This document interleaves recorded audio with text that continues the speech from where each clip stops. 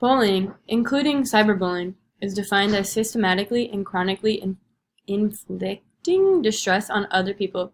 This can include teasing, threatening, intimidation, stalking, cyberstalking, physical violence, theft, sexual, religious, or racial harassment, public or private humiliation, destruction of property, and social exclusion. What to do if you're being bullied? You can verbally tell an adult. You can report it to a guidance counselor. Most social networking link sites have links for you to report the bullying on their network. Clearly tell the bully to stop. Remember that no one has the right to harm another person in any way. Parents can talk to their children about behavior and content. Educate yourself and your children about the effects of cyberbullying, posting hateful comments in speech, sexting, and more.